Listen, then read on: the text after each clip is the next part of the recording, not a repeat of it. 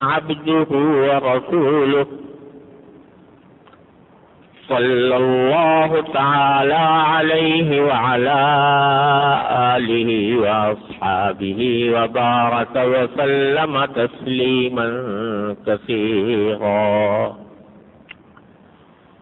أما بعد فأعوذ بالله من الشيطان الرجيم. بسم الله الرحمن الرحيم. تبت يدا أبي لهب وتب ما أغنى عنه ماله وما كسب سيصلى نارا ذات لهب وامرأته حمالة الحطب في جيدها حبل من مسد. آمنت بالله صدق الله مولانا العظيم وصدق رسوله النبي الكريم ونحن على ذلك من الشاهدين والشاكرين والحمد لله رب العالمين.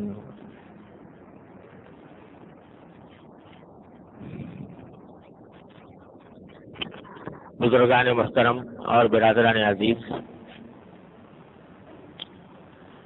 یہ سورہ لہب ہے جس کی میں نے ابھی تلاوت کی ہے، اور یہ بھی ان سورتوں میں سے ہے جو اکثر مسلمانوں کو یاد ہوتی ہیں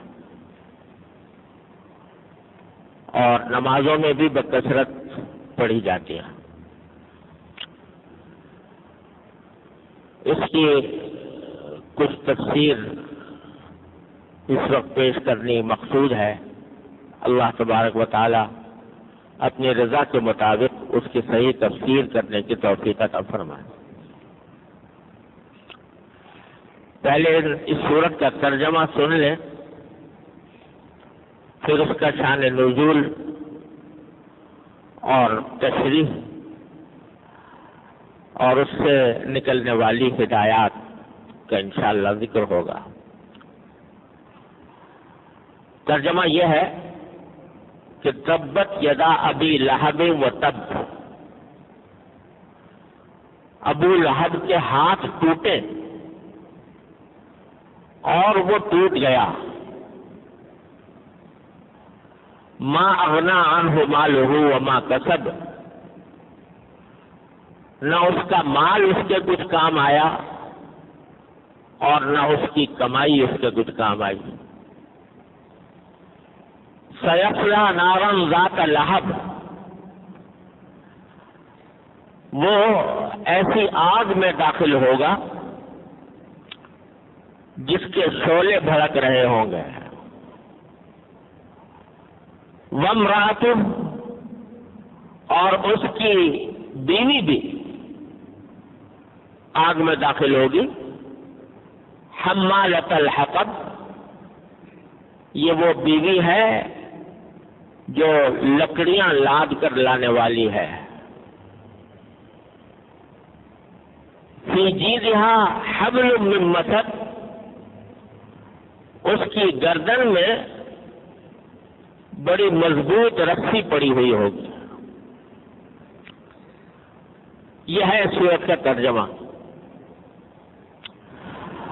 اور اس کا پس منظر اور شان نزول یہ ہے کہ ابو لہب یہ حضرت نبی کریم سرور عالم صلی اللہ علیہ وسلم کا چچا تھا.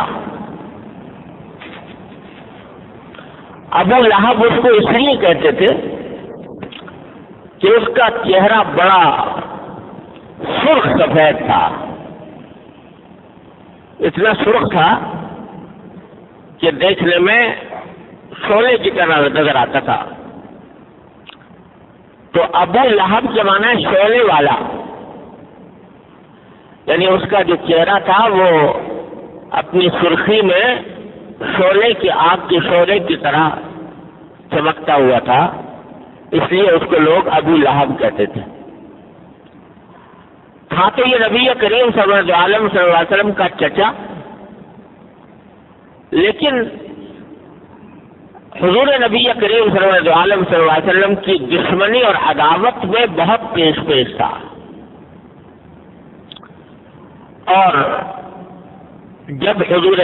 نبی کریم صلی اللہ علیہ وسلم پر وحی نازل ہونی شروع ہوئی، آپ کو پیغمبر بنایا گیا، تو آپ کو ایک مرحلے پر یہ حکم نازل ہوا قرآن کریم میں کہ وَأَنذِرْ عَشِيرَتَكَ الْأَقْرَبِينَ، یعنی اپنے قریبی رشتہ داروں کو آگاہ کرو، خبردار کرو کہ اگر انہوں نے کفر اور شرک کو نہ چھوڑا اور توحید کا پر ایمان نہ لائے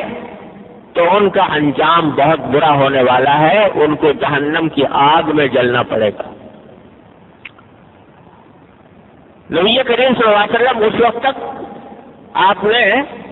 عام دعوت شروع نہیں کی تھی، عام تبلیغ شروع نہیں کی تھی،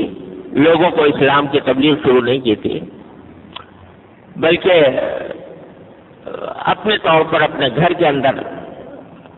دعوت اسلام کو محدود رکھا تھا۔ لیکن جب یہ حکم نازل ہوا کہ اپنے قریبی رشتہ داروں کو، خاندان کے لوگوں کو ڈراؤ، آگاہ کرو، خبردار کرو، جہنم کی آگ سے بچنے کے لیے ان کو تیار کرو، تو اس موقع پر حضور نبی کریم صلی اللہ علیہ وسلم نے اس حکم کی تعمیل میں اپنے پورے قبیلے کو جمع کرنے کا ایک طریقہ اختیار فرمایا۔ مسجد حرام کے برابر صفا کی پہاڑی ہے، اور یہ وہی پہاڑی ہے جہاں سے سعی شروع کی جاتی ہے۔ تو سرکار دو عالم صلی اللہ علیہ وسلم صفا کی پہاڑی پر چڑھے اور اپنے خاندان کے لوگوں کو آواز دے کر جمع کیا، یا واصباحا یا قریش۔ یہ اہل عرب کا ایک طریقہ تھا کہ اہل عرب جو تھے وہ زمانے جاہلیت میں ان کے ہاں ہر وقت لڑائی جھگڑے کا سلسلہ رہتا تھا، قتل و غارت گری کا بازار گرم تھا، ہر قبیلے کی کسی نہ کسی سے دوستی تھی، کسی نہ کسی سے دشمنی تھی، تو لہذا ہر قبیلے کو ہر وقت یہ خطرہ رہتا تھا کہ کوئی میرا دشمن قبیلہ میرے اوپر حملہ نہ کر دے۔ تو اہل عرب کا یہ طریقہ تھا کہ اگر ان میں سے قبیلے کے کسی آدمی کو کچھ خبر ملی کہ ہمارا دشمن ہمارے اوپر حملہ کرنا چاہتا ہے، تو اس زمانے میں ٹیلی فون وغیرہ تو تھے نہیں، طریقہ یہ ہوتا تھا کہ کسی بلند جگہ پر کھڑے ہو کر وہ سارے قبیلے والوں کو جمع کر کے آواز لگاتا تھا واصباحا، کہ یہ صبح جو آ رہی ہے یہ بڑی خطرناک ہے، اس کے لیے تیار ہو جاؤ۔ صبح کا اس لیے ذکر کیا کہ عام طور سے دشمن جو حملہ کرتے تھے وہ صبح کے سویرے کے وقت میں کیا کرتے، تو واصباحا یہ ایک مشہور جملہ تھا، سارے عرب میں مشہور تھا کہ اگر کوئی شخص پہاڑی پہ کھڑے ہو کر واصباحا کا نعرہ لگائے تو اس کا مطلب ہے کہ کوئی دشمن چڑھ کے آنے والا ہے۔ سب لوگ اس کی گرد جمع ہو جاتے تھے پوچھنے کے لیے کہ بھئی کیا خبر ملی ہے تمہیں، کون سا دشمن ہے جو ہمارے اوپر حملہ آور ہونے والا ہے۔ تو حضور سرور عالم صلی اللہ علیہ وسلم کو چونکہ یہ طریقہ معلوم تھا تو آپ نے صفا کی پہاڑی پر کھڑے ہو کر آپ نے واصباحا کا نعرہ لگایا، اور ساتھ ہی قریش کے قبیلوں کو خاص طور سے آواز دے کر جمع کیا۔ جب سب جمع ہو گئے تو آپ نے ان سے خطاب کر کے فرمایا کہ اے قریش کے لوگوں، اگر میں تمہیں یہ بتاؤں کہ اس پہاڑ کے پیچھے دشمن کا ایک لشکر ہے جو عنقریب تمہارے اوپر حملہ کرنا چاہتا ہے، تو یہ بتاؤ کہ کیا تم میری بات مانو گے، میری تصدیق کرو گے؟ حضور صلی عالم صلی اللہ علیہ وسلم 40 سال سے ان کے درمیان موجود تھے، لوگوں نے آپ کو ہر طرح سے دیکھا اور پرکھا ہوا تھا، اور آپ صادق اور امین کے لقب سے دنیا اپنے علاقے میں مشہور تھے کہ یہ بالکل سچے ہیں، کبھی جھوٹ نہیں بولتے، امانت دار ہیں، جو امانت ان کے پاس رکھوائی جائے اس امانت کو کے اندر کبھی خیانت نہیں کرتے۔ تو سب لوگوں نے بلند آواز سے بیک زبان یہ کہا کہ کیوں نہیں کریں گے تصدیق آپ کی، اگر آپ یہ خبر دیں گے تو ہم ضرور مانیں گے، کیونکہ آپ کو ہم نے کبھی زندگی میں جھوٹ بولتے ہوئے نہیں پایا، غلط بات کہتے ہوئے نہیں پایا، اس لیے اگر آپ خبر دیں گے تو ضرور مانیں گے۔ تو سرکار دو عالم صلی اللہ علیہ وسلم نے پھر اس کے جواب میں فرمایا کہ فإنی نذیر لکم بین یدی عذاب شدید، اگر میں یہ خبر دوں تم کو کہ پہاڑ کے پیچھے کوئی دشمن ہے جو تم پر حملہ کرنا چاہتا ہے تو اس کی بات میری مان رہے ہو تمہیں اس سے زیادہ خطرناک دشمن سے تمہیں آگاہ کرنا چاہتا ہوں، اور وہ دشمن یہ ہے کہ اگر تم توحید پر اللہ کی توحید پر ایمان نہ لائے، بت پرستی نہ چھوڑی، اللہ تعالیٰ کی وحدانیت کا اقرار نہ کیا، تو تمہیں یہاں کے دشمن سے کہیں زیادہ سخت عذاب کا سامنا کرنا پڑے گا آخرت میں، اللہ تبارک و تعالیٰ کے یہاں جا کر۔ اور پھر آپ نے توحید کے پیغام کی تشریح فرمائی لوگوں کے سامنے کہ اگر تم میری تصدیق کرتے ہو، مجھے سچا مانتے ہو، تو مجھے اللہ تبارک و تعالیٰ نے پیغمبر بنا کر بھیجا ہے اور تمہیں آگاہ کرنے کے لیے، خبردار کرنے کے لیے بھیجا ہے کہ اگر میری بات نہیں مانو گے تو ایک بہت بڑا عذاب تمہارے سر پر کھڑا ہے۔ یہ سن کر جو لوگ موجود تھے وہ ان میں سے بعض جو سرکار دو عالم صلی اللہ علیہ وسلم کو جو کہ ہمیشہ سے سچا مانتے آئے تھے، لہذا ان کے دل میں ایمان پیدا ہوا، ایمان لائے بھی، لیکن یہ چچا ابو لہب جو اسے وہاں موجود تھا، اس نے زبان سے یہ کہا تبا لک یا محمد، والعیاذ باللہ العلی العظیم، اے محمد ہلاک ہو جاؤ تم، بربادی ہو تمہاری، لہذا جماعت ہے نا، کیا اس بات کے لیے تم نے ہمیں جمع کیا تھا، ہمیں بلایا تھا؟ یعنی نہ صرف یہ کہ بات نہیں مانی بلکہ سرکار دو عالم صلی اللہ علیہ وسلم کی توہین کی اور بددعا دی کہ بربادی ہو تمہاری۔ وہاں پر بھی اسے تبن کا لفظ استعمال کیا، تبن لک یا محمد، او کما قال، صلی اللہ علیہ وسلم بربادی ہو آپ کی، یہ جملہ اس نے کہا۔ اور اس کے بعد پھر بار بار سرکار دو عالم صلی اللہ علیہ وسلم کے لیے تکلیف پہنچانے کی فکر میں رہا۔ جب سرکار دو عالم صلی اللہ علیہ وسلم تبلیغ کے لیے لوگوں کو جاتے، ایمان کی بات بتلاتے، توحید کی بات بتلاتے، یہ ساتھ ساتھ لگا رہتا اور کہتا رہتا کہ ہرگز نہ ماننا ان کی بات، ہرگز ان کی بات نہ ماننا، یہ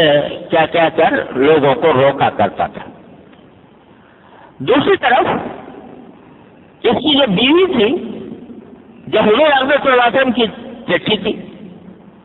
ام جمیل اس کا نام تھا، وہ بھی اپنے شوہر کی تابع داری میں سرکار دو عالم صلی اللہ علیہ وسلم کے پیچھے لگی رہتی تھی۔ اور اس کے بارے میں روایات میں آتا ہے کہ جب سرکار دو عالم صلی اللہ علیہ وسلم کے بارے میں معلوم ہوتا کہ کسی راستے میں آپ تشریف لے جانے والے ہیں تو کانٹے دار شاخیں کاٹ کاٹ کر اٹھا کر لاتی اور حضور اکرم صلی اللہ علیہ وسلم کے راستے میں بچھا دیا کرتی تھی تاکہ آپ کو تکلیف ہو۔ کانٹے بچھاتی تھی، لکڑیاں لاد لاد کر بچھاتی تھی کانٹے۔ اور ایک مرتبہ ایسا ہوا کہ حضور اکرم صلی اللہ علیہ وسلم رات کے وقت میں آخری شب میں اٹھ کر تہجد کی نماز پڑھا کرتے تھے اور اس میں قرآن کریم کی تلاوت فرمایا کرتے تھے۔ تو چند روز آپ کی طبیعت ناساز ہو گئی، جس کی وجہ سے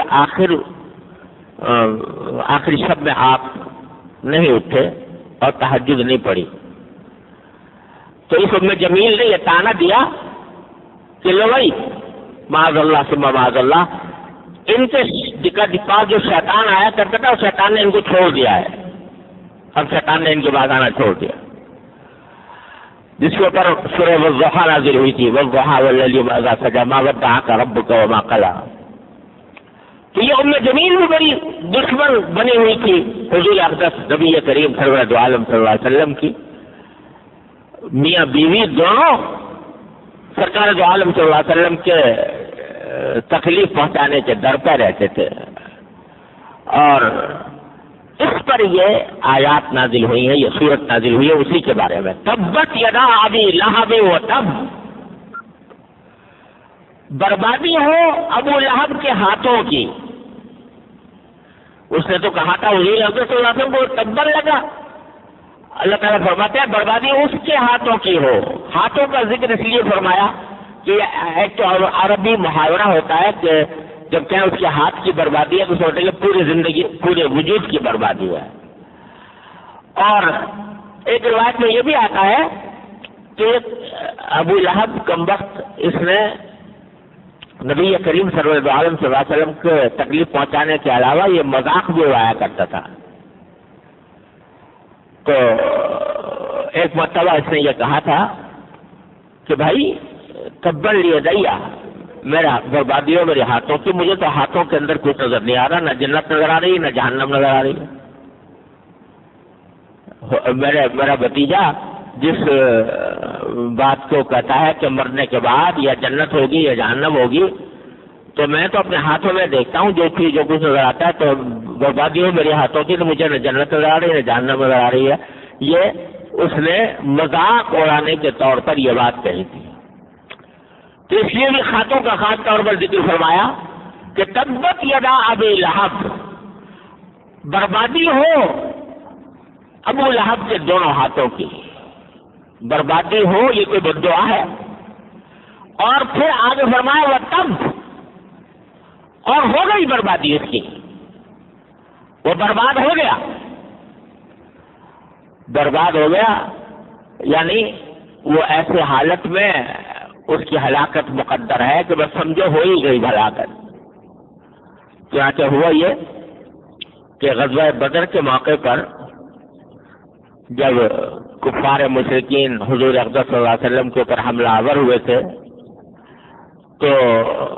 ابو لہب نے خود جانے کے بجائے کسی اور کو بھیج دیا تھا، اور بظاہر ایسا لگتا ہے کہ اس کو اسی وقت سے ڈر تھا کہ بدر میں جب جائیں گے تو نبی کریم صلی اللہ علیہ وسلم کو اللہ تعالیٰ نے تو اپنی مدد سے اپنی نصرت سے نوازا ہے، تو نہ جانے وہاں جا کے میں ہلاک نہ ہو جاؤں کہیں۔ تو یہ ہلاکت کے خوف سے گیا نہیں تھا، اور بڑے بڑے سردار گئے، ابو جہل گیا، امیہ بن خلف گیا، ابی بن خلف گیا، سارے بڑے بڑے سردار گئے اور مارے گئے وہاں۔ یہ نہیں گیا تھا، یہ مکے میں رہا تھا، لیکن اس کا انجام یہ ہوا کہ جب لوگ غزوہ بدر سے واپس آئے تو 4 مہینے گزرے تھے کہ 4 مہینے کے اندر اندر اس کے تعاون کی گلٹی نکل آئی، تعاون کی پھنسی اس کے بغل میں نکل آئی۔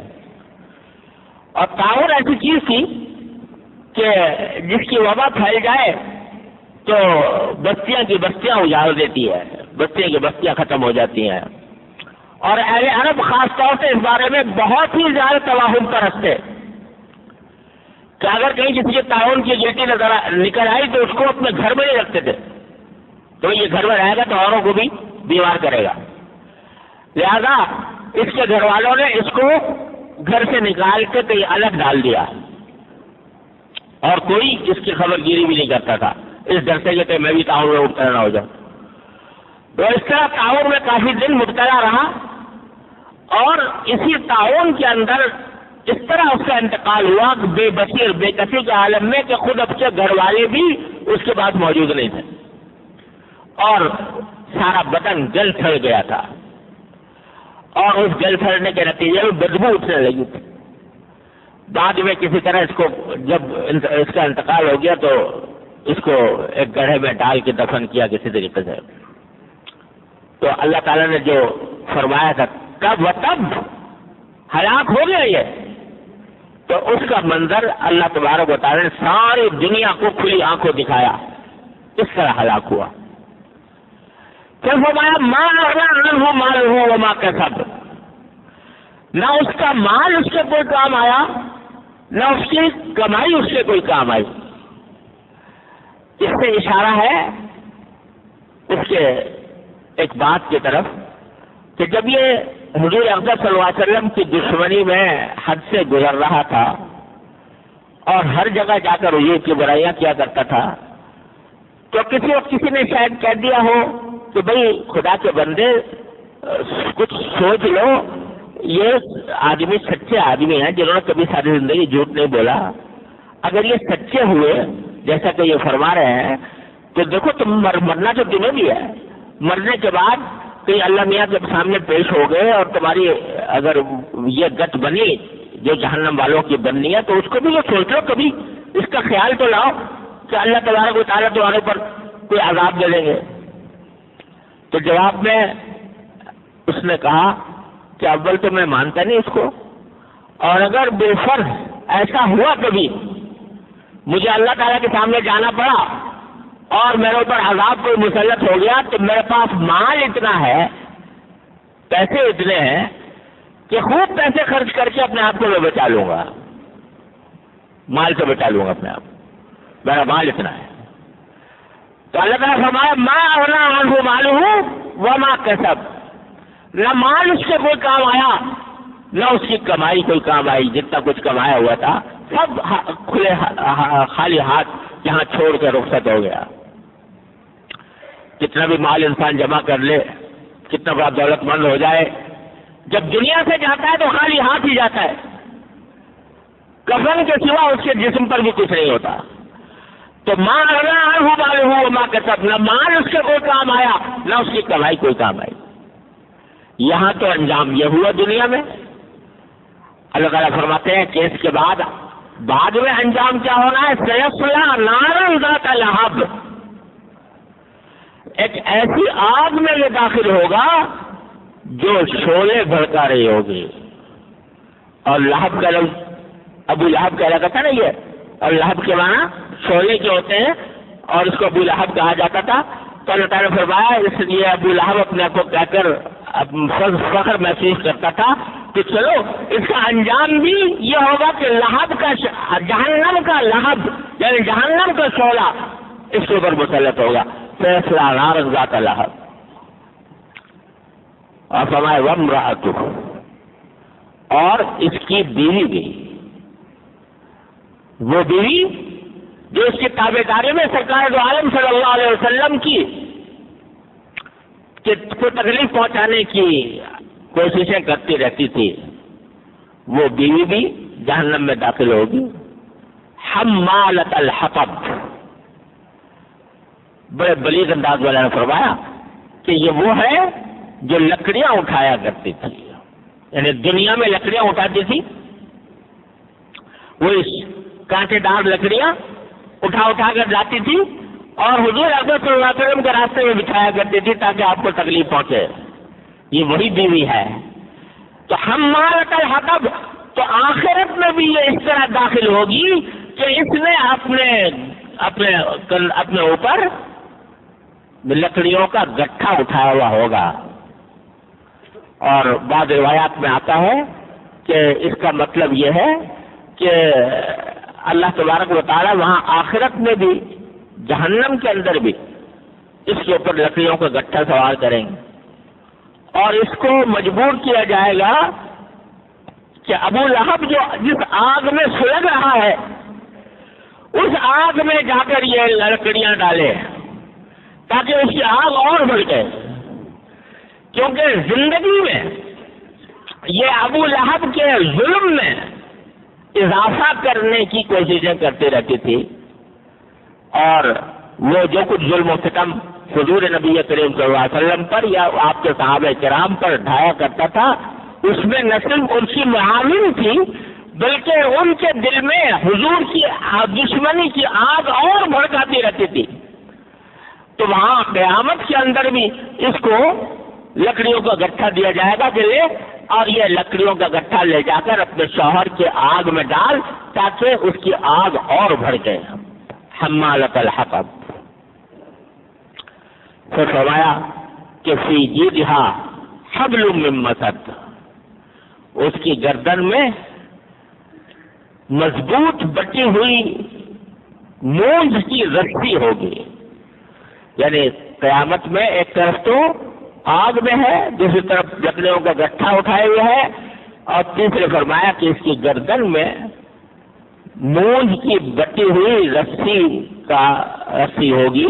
یعنی گلے میں توق پڑا ہوا ہوگا اس رسی کا۔ اس حالت میں یہ دنیا کے اندر، وہ جہنم کے اندر آئے گی، اس حالت میں اٹھائی جائے گی۔ یہ ہے آیت کا ترجمہ اور اس کی تشریح۔ اس سے بہت سارے، اس آیت سے، ان آیات سے اور اس صورت سے ہمارے لیے بہت سی ہدایات ملتی ہیں، بہت سے سبق ملتے ہیں، جن کی تفصیل انشاءاللہ آئندہ زندگی رہی تو عرض کروں گا۔ لیکن ایک بات یہاں پر اس موقع پر عرض کر دینا مناسب معلوم ہوتا ہے کہ دیکھو، اللہ تبارک و تعالی نے سارے کے سارے قرآن کریم کے اندر جنت کا بھی ذکر فرمایا، جہنم کا بھی ذکر فرمایا، ایمان کا بھی فرمایا، کفر کا بھی فرمایا، لیکن عمومی باتیں فرمائی ہیں کہ کافروں کا یہ انجام ہوگا، مومنوں کا انجام یہ ہوگا۔ نام لے کر کسی شخص کے بارے میں بہت کم لوگوں کے لیے کہا گیا، نام لے کر۔ فرعون کے لیے کہا گیا، مثلا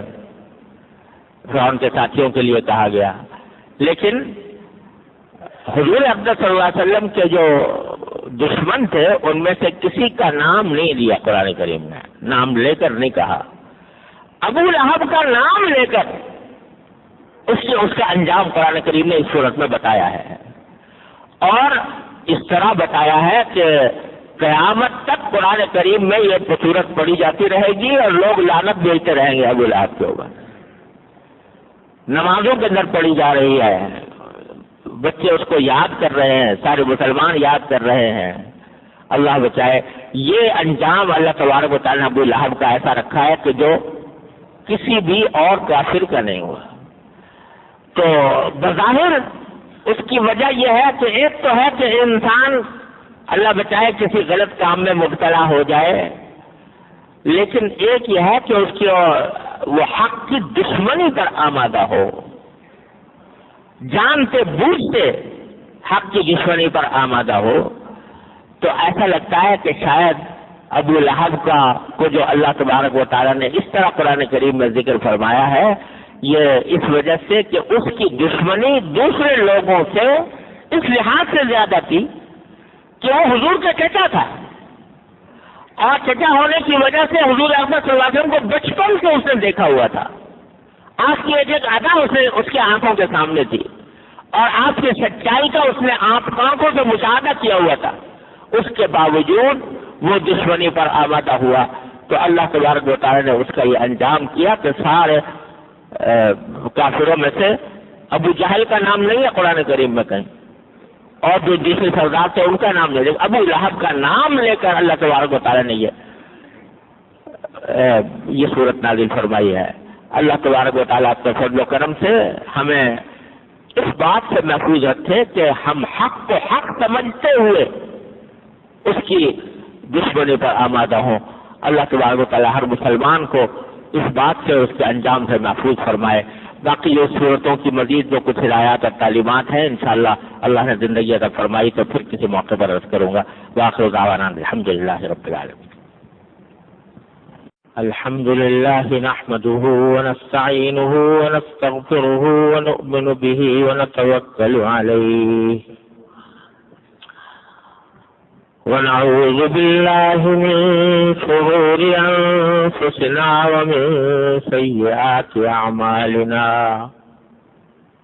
من يهده الله فلا مضل له ومن يضلله فلا هادي له وأشهد أن لا إله إلا الله وحده لا شريك له وأشهد أن سيدنا وسندنا ونبينا ومولانا محمدا عبده ورسوله صلى الله تعالى عليه وعلى آله وأصحابه وبارك وسلم تسليما كثيرا. أما بعد فأعوذ بالله من الشيطان الرجيم. بسم الله الرحمن الرحيم. تبت يدا أبي لهب وتب ما أغنى عنه ماله وما كسب سيصلى نارا ذات لهب وامرأته حمالة الحطب في جيدها حبل من مسد. آمنت بالله صدق الله مولانا العظيم وصدق رسوله النبي الكريم ونحن على ذلك من الشاهدين والشاكرين والحمد لله رب العالمین. بزرگان محترم اور برادران عزیز، یہ سورہ لہب ہے جس کی میں نے تلاوت کی اور پچھلے جمعہ میں اس کا ترجمہ اور مختصر تشریح آپ کی خدمت میں پیش کی تھی، جس کا خلاصہ یہ تھا کہ ابو لہب حضور اقدس صلی اللہ علیہ وسلم کا ایک سوتیلا چچا تھا اور حضور کا چچا ہونے کے باوجود یہ رسول کریم سرور عالم صلی اللہ علیہ وسلم کی دشمنی پر تلا ہوا تھا اور آپ کو طرح طرح سے تکلیفیں پہنچانے کی فکر میں رہتا تھا. یہاں تک کہ روایات میں آتا ہے کہ نبی کریم صلی اللہ علیہ وسلم لوگوں کو اسلام کی دعوت دینے کے لیے بعض اوقات ان کے بازاروں اور میلوں میں بھی تشریف لے جاتے تھے. اہل عرب کے ہاں 3 میلے خاص طور پر لگا کرتے تھے جو بڑے مشہور تھے. ایک عکاظ کے مقام پر ایک ذو المجاز کہلاتا تھا، ایک ذو المجنہ کہلاتا تھا. یہ 3 میلے لگا کرتے تھے جس میں سارے عرب کے لوگ آ کر اپنا سامان بیچتے تھے. گانا بجانا بھی ہوتا تھا، شعر شاعری بھی ہوتی تھی. تو نبی کریم صلی اللہ علیہ وسلم ان کو اسلام کی دعوت دینے کے لیے وہاں بھی تشریف لے جاتے تھے. اور کیونکہ یہ خیال ہوتا تھا کہ سارے لوگ جمع ہیں اکٹھے، ان کو ایک ساتھ تبلیغ کرنا آسان ہوگا، تو آپ وہاں بھی تشریف لے جاتے تھے اور لوگوں کو دعوت دیا کرتے تھے. یہ جملہ مشہور ہے کہ قولوا لا الہ الا اللہ تفلحوا. لوگوں کہ لا الہ الا اللہ کا کلمہ کہہ دو، یعنی اس بات کا اقرار کر لو کہ اللہ کے سوا کوئی معبود نہیں ہے، تم فلاح پا جاؤ گے. یہ جملہ فرمایا کرتے تھے. تو روایات میں آتا ہے کہ ابو لہب حضور کے پیچھے پیچھے چل رہا ہوتا تھا. جہاں سرکار دو عالم صلی اللہ علیہ وسلم کسی کو دعوت دیتے اسلام کی کہ بھائی اسلام قبول کر لو، اللہ کی توحید کو اقرار کر لو، بتوں کی پرستی چھوڑ دو، تو یہ ساتھ ساتھ لگا رہتا تھا کہ ہرگز ان کی بات نہ ماننا، ہرگز ان کی اطاعت نہ کرنا. یہ بیوقوف آدمی ہے معاذ اللہ، یہ پاگل آدمی ہے معاذ اللہ، اس قسم کے الفاظ استعمال کرتا رہتا تھا. اور اس کی بیوی ام جمیل وہ راستے میں نبی کریم صلی اللہ علیہ وسلم کے راستے میں کانٹے بچھایا کرتی تھی. تو اللہ تبارک و تعالی نے اس صورت میں ان کے بارے میں ذکر فرمایا ہے کہ تبت یدا ابی لہب و تب، ابو لہب کے ہاتھ ٹوٹے اور وہ خود برباد ہو گیا. ما اغنا عنہ مالہ وما کسب، نہ اس کا مال اس کے کچھ کام آیا، نہ اس کی کوئی کمائی اس کے کام آئی. سَيَصْلَىٰ نَارًا ذَاتَ لَهَبٍ، وہ ان قریب ایسی آگ میں داخل ہوگا جو چھوڑے مار رہی ہوگی، وَامْرَأَتُهُ، اور اس کی بیوی بھی آگ میں داخل ہوگی، حَمَّالَةَ الْحَطَبِ، لکڑیوں کا گٹھا، لکڑیوں کا بوجھ لادے ہوئے، اس کی گردن میں مونج کی رسی پڑی ہوئی ہوگی۔ یہ ہے ترجمہ، اور کل میں نے پچھلے جمعہ کو میں نے اس کی تصریح آپ کے سامنے عرض کی تھی۔ واقعہ تو ابو لہب کا ہے، لیکن اس سے چند سبق ہیں جو ہمیں ملتے ہیں، کیونکہ نبی کریم صلی اللہ علیہ وسلم کے اوپر جو قرآن نازل فرمایا گیا اس میں جو واقعات آتے ہیں یا کسی واقعے کا بیان ہوتا ہے تو محض ایک واقعہ بیان کرنے کے لیے نہیں ہوتا کہ لوگ سنیں اور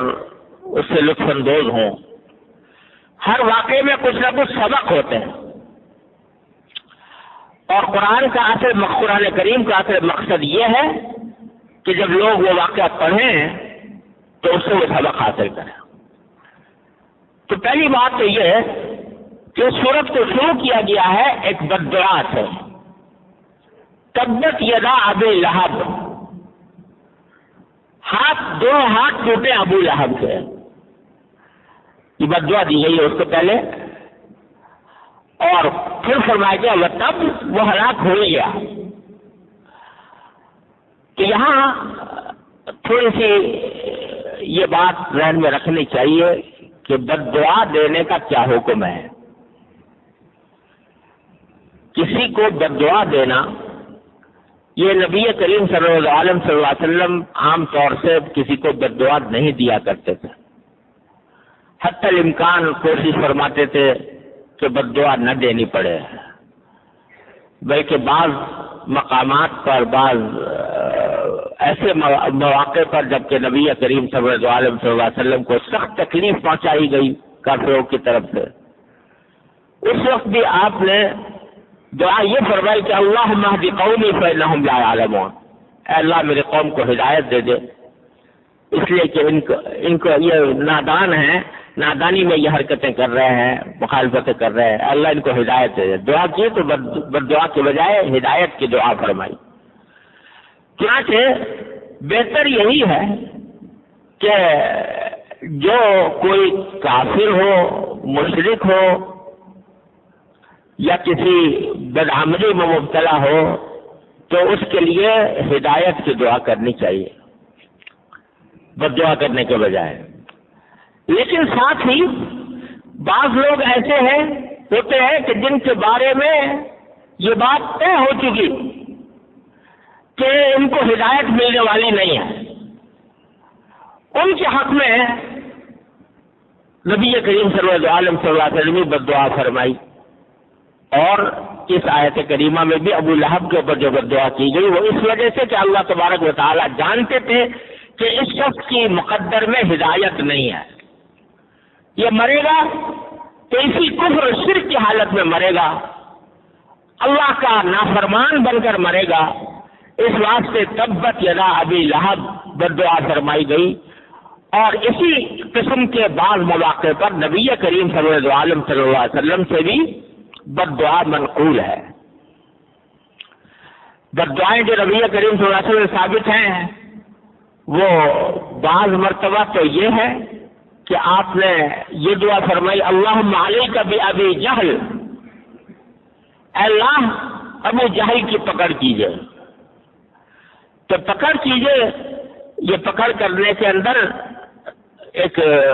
ہر طرح کے مفہوم داخل ہے، اس کے اندر یہ بات بھی داخل ہے کہ اس کو جو وہ ظلم و ستم کر رہا ہے اس ظلم و ستم کو پکڑ لیجئے، روک دیجئے کہ وہ ظلم و ستم پر قادر نہ ہو، اس طرح کی بد دعا بھی فرمائی۔ اور کبھی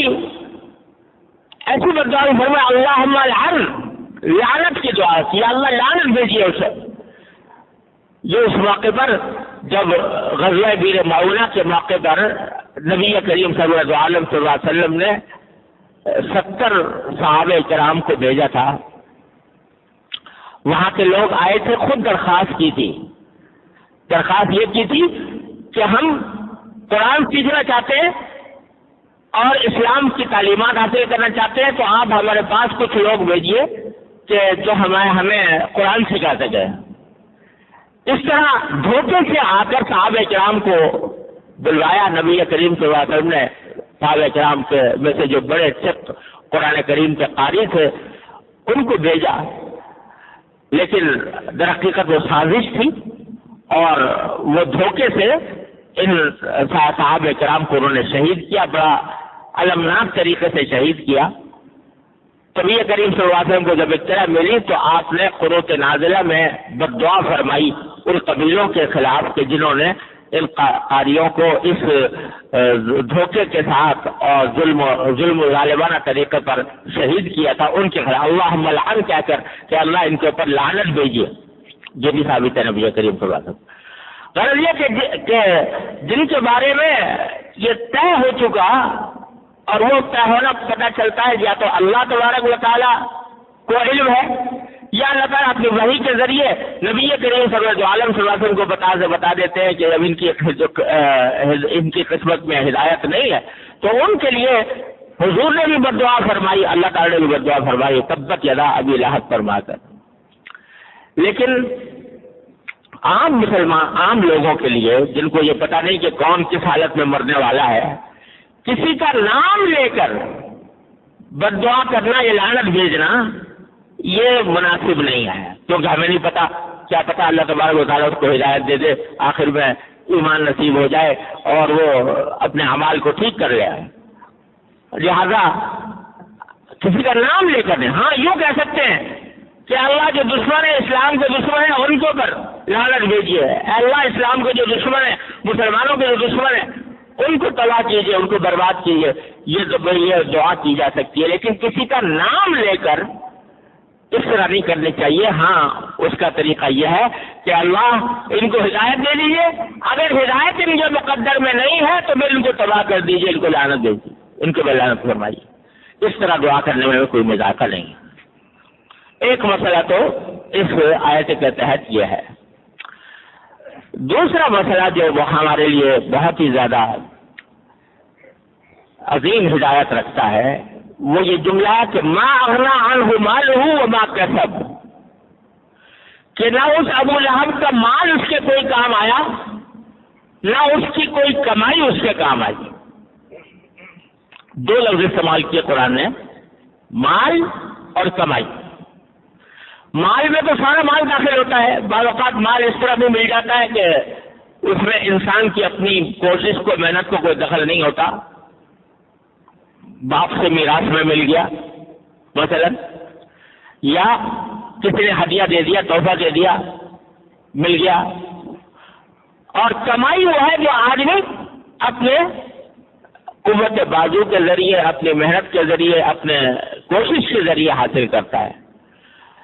تو دونوں کے بارے میں فرمایا کہ نہ وہ مال جو وراثت میں ملا وہ کام آیا، اور نہ وہ کمائی جو اس نے اپنے ہاتھوں سے کی وہ کام آئی. آخرکار وہ ذلیل ہو کر مرا اور اللہ تبارک و تعالیٰ کے ہاں اس کو آگ میں داخل ہونے والا ہے ان قریب، یہ فرما دیا. تو اس میں جو ہدایت عطا فرمائی گئی ہے ہم سب کے لیے وہ یہ کہ انسان اس دنیا میں اپنے مال و دولت پر، اپنی کمائی پر بعض اوقات بڑے گھمنڈ میں مبتلا ہو جاتا ہے، اور اس مال اور کمائی ہی کو سب کچھ سمجھے بیٹھا ہوتا ہے کہ میرا پیسہ بڑھ جائے، میرے بینک بیلنس میں اضافہ ہو جائے، میری دولت میں اضافہ ہو جائے. دن رات یہی فکر انسان کے دل و دماغ پر طاری رہتی ہے. تو قرآن کریم کی اس آیت نے ہمیں اور آپ کو متنبہ کیا ہے کہ دیکھو مال جو ہے یا جو کچھ بھی تم کمائی کرتے ہو یہ ایک حد تک ہی تمہارا ساتھ دے سکتی ہے، اس سے آگے یہ تمہارا ساتھ نہیں دے سکتی. پہلی بات تو یہ ہے کہ اگر فرض کرو کتنا ہی مال کما لو، کتنی دولت جمع کر لو، لیکن اللہ تعالیٰ کو ناراض کیا ہوا ہے تو بالآخر جب تمہاری آنکھ بند ہوگی، قبر میں پہنچو گے، اللہ تعالیٰ کے سامنے پہنچو گے، تو وہ مال کس کام کا جو تم نے جمع کیا تھا وہ تو تم اپنے وارثوں کے لیے چھوڑ کے چلے گئے. وہ اس کے اوپر متصرف ہیں۔ آخرت میں ایک حدیث میں رسول کریم صلی اللہ علیہ وسلم نے ارشاد فرمایا کہ جب کسی انسان کا جنازہ جاتا ہے تو 3 چیزیں ہیں جو قبر تک اس کے ساتھ جاتی ہیں۔ 3 چیزیں ہیں جو قبر تک اس کے ساتھ جاتی ہیں دفن ہونے تک۔ ایک تو اس کے رشتہ دار ہیں، وہ جاتے ہیں اس کو دفن کرنے کے لیے، تدفین کے لیے شرکت کرنے کے لیے۔ ایک اس کا مال ہے جو جاتا ہے، مال سے مراد یہ کہ لوگ چارپائی پہ لے جاتے ہیں جنازے کو اٹھا کر، اس کے اوپر غلاف چڑھا ہوا ہوتا ہے، اس کے اوپر منقش چادر پڑی ہوئی ہوتی ہے، اور بعض لوگ اس کے ساتھ کچھ اور چیزیں بھی شامل کر لیتے ہیں، تو یہ بھی جاتا ہے قبر تک۔ اور ایک عمل ہے جو اس کے ساتھ جاتا ہے۔ فرمایا کہ 2 چیزیں جو ہیں، رشتہ دار اور اس کا مال، وہ تو قبر میں رکھنے کے بعد یہ اس کے ساتھ چھوڑ جاتے ہیں۔ وہاں قبر میں جانے کے بعد نہ کوئی رشتہ دار اس کے پاس ہوتا ہے اور نہ اس کا مال کا کوئی حصہ اس کے پاس ہوتا ہے۔ اب جو ساتھی رہ جاتا ہے وہ صرف اس کا عمل ہے۔ اگر عمل اچھا ہے تو آگے اس کے مراحل بھی اچھے ہوں گے، اس کا انجام بھی بہتر ہوگا۔ اگر عمل خراب ہے تو بس پھر آئندہ کے لیے اللہ بچائے تکلیف ہی تکلیف ہے، عذاب ہی عذاب ہے، پریشانی ہی پریشانی۔ یہ رسول کریم صلی اللہ علیہ وسلم کا ارشاد ہے۔ تو مال اگر فرض کرو مال سے کچھ فائدہ پہنچ بھی رہا ہے تو کب تک کا؟ جب تک قبر سے پہنچنے تک ہو سکتا ہے فائدہ پہنچا دے تمہیں کچھ۔ چنانچہ قرآن کریم میں فرمایا لا یغرنک تقلب الذین کفروا فی البلاد متاع قلیل ثم مأواہم جہنم، کہ تمہیں یہ جو لوگ کافر لوگ، بدعمل لوگ، فاسق و فاجر لوگ دنیا میں اتراتے پھرتے ہیں اور دنیا کے اندر بظاہر خوشحال نظر آتے ہیں، یہ تمہیں دھوکے میں نہ ڈالیں۔ متاع قلیل، یہ جتنا فائدہ اٹھا رہے ہیں، مزے اڑا رہے ہیں، یہ تھوڑے سے مزے ہیں جو یہ اڑا رہے ہیں۔ کب تک؟ جب تک کہ موت آئے گی، موت تک کے لیے بس۔ ثم مأواہم جہنم، پھر ان کا ٹھکانہ جہنم ہے، وبئس المہاد، اور بہت ہی برا ٹھکانہ ہے وہ جہنم۔ تو اول تو یہ مال کب تک انسان کے کام ہے؟ ساری دوڑ دھوپ کر رہا ہے، محنتیں کر رہا ہے، حلال و حرام ایک کیے ہوئے ہے، جائز و ناجائز کی پرواہ نہیں ہے، اپنے عزیزوں قریبوں سے اس مال کی بنیاد پر لڑائی ہے، جھگڑے ہیں، مقدمہ بازیاں ہیں، سب کچھ ہے، اور یہ مال جب جائے گا تو سارا کا سارا دوسروں کے لیے چھوڑ جائے گا۔ حضرت حکیم الامت مولانا تھانوی قدس اللہ تعالیٰ سرہ نے اپنے مواعظ میں یہ واقعہ لکھا ہے کہ پہلے زمانے میں لوگ جو ہیں وہ مال جمع کر کے خزانے کی شکل میں کہیں دفن کر دیتے تھے زمین کے اندر۔ تو کوئی بہت بڑا رئیس تھا، اس نے اپنا مال زمین خزانہ بنا کر، اس میں بڑی الماریاں تھیں اور اس کے اندر سونے کی اینٹیں اور سونے اور چاندی کی اینٹیں جمع کر کے رکھی ہوئی تھیں، اور اس کا تالا ایسا بنایا تھا کہ کسی کو پتہ بھی نہیں چلتا تھا کہ اس کو کھولنے کا طریقہ کیا ہے، چابی بھی اس کی ایسی تھی۔ تو ایک دن وہ اپنے خزانے کو دیکھنے کے لیے گیا اور اندر سے دروازہ بند کیا اور جا کر اپنے خزانے کے اندر ڈھونڈتا بھالتا رہا۔ وہیں پر اس کے اوپر کوئی بیماری طاری ہوئی اور وہیں پر گر گیا، ختم ہو گیا۔ اب دوسرے لوگوں کو کیونکہ پتہ ہی نہیں کہ اندر داخل ہونے کا طریقہ کیا ہے، لہٰذا وہ سارا خزانہ اور خزانے کا مالک وہ سب زمین میں دفن، کوئی شخص اس کے پاس تک پہنچنے کا راستہ نہیں تھا کسی کا۔ قدیم زمانے میں تو یہ ہوا ہی کرتا تھا۔ آج کل شاید آپ لوگوں کو پتا ہو کہ بعض ملک ایسے ہیں، مطلب سوئٹزرلینڈ، وہاں پر بینکوں نے ایسا کر رکھا ہے کہ لوگ اپنی دولت وہاں پر جمع کرائیں اور صرف وہ شخص پیسے نکلوا سکتا ہے جس کو ایک خاص کوڈ معلوم ہو. کوڈ ہوتا ہے کوئی. اب وہ کوڈ اسی کے سینے میں ہے جس آدمی کے, وہ دوسروں کو اسے نہیں بتاتا کہ اگر وہ کوڈ پتہ چل جائے گا تو دوسرے نکلوا لیں گے. تو وہ کوڈ صرف اس کے پاس ہے اور اربوں کی دولت جمع ہے, اور جب انتقال ہوا تو کسی کو ورثہ کو بھی پتا نہیں کہ وہ کوڈ کیا ہے. نتیجہ سارا کا سارا خزانہ وہ بینکوں کے حوالے ہو گیا. تو اگر آدمی ذرا انجام پر غور کرے کہ کتنا میں دولت جمع کروں گا, کتنے کماؤں گا, اس کے خاطر پاپڑ لے لوں گا, اس کی خاطر بدنامیاں اٹھاؤں گا, اس کی خاطر جیلیں مجھے سہنی پڑیں گی, اور پھر آخر میں انجام کیا ہوگا, کہاں جائے گا وہ. لیکن سوچتا نہیں ہے تو ما اغنی عنہ مالہ وما کسب. اور پھر یہ آج کی دنیا میں گنتی کی دنیا ہے, گنتی گننے کی. جمع مالہ وعددہ, کہ مال آدمی جمع کرتا ہے اور گنتا رہتا ہے, آج میرا اتنا ہو گیا, کل اتنا ہو گیا, کتنا ہو گیا, وہ گنتا رہتا ہے اور سمجھتا ہے کہ یہ مال ہی میرے لیے سب کچھ, ساری عیش اور آرام کا ذریعہ ہے. ارے مال تو ایک ذریعہ ہے, ایک آلہ ہے. دنیا کے اندر بھی یہ ضروری نہیں کہ کسی کے پاس مال ہو تو اس کو راحت بھی مل جائے, آرام بھی مل جائے, سکون بھی مل جائے. یہ سکون, یہ راحت, یہ آرام, یہ تو اللہ تبارک و تعالیٰ کی عطا ہے. اگر اللہ تعالیٰ چاہے تو ایک معمولی مزدور کو عطا کر دے, اور نہ چاہے تو بڑے سے بڑا سرمایہ دار جو ہے اس راحت سے محروم رہے. آج جن لوگوں کو دیکھ کر لوگوں کی آنکھیں چکاچوند ہوتی ہیں کہ ان کے پاس کتنی دولت ہے, ان کے پاس کتنے وسائل ہیں, ان کے پاس کتنا مال ہے, ان کی اندرونی زندگی میں جھانک کر دیکھو تو پتہ لگے گا کہ ان کا دل زخموں سے چور ہے, نہ جانے کتنے مصیبت میں گرفتار ہے. اسی کو قرآن نے کہا ہے کہ بعض اوقات ہم انسان کے لیے اس کی دولت کو اور اس کے پیسے اور مال کو اس کے لیے عذاب بنا دیتے ہیں, دنیا کے اندر بنا دیتے ہیں. کہ یہ آنکھوں سے مشاہدہ ہے. آج آپ دیکھو گے کسی بڑے سرمایہ دار کو, دولت مند کو, اتنی کوٹیاں ہیں, اتنی کاریں ہیں, اتنے بینک بیلنس ہے, اتنا کارخانے لگے ہوئے ہیں, رشک آتا ہے. جیسے قرآن نے کہا قارون کو دیکھ کر لوگ رش کیا کرتے تھے, اس طرح اس کو دیکھ کر رشک آتا ہے کہ بھئی بہت بڑی دولت ہے اس کے پاس. لیکن تمہیں معلوم نہیں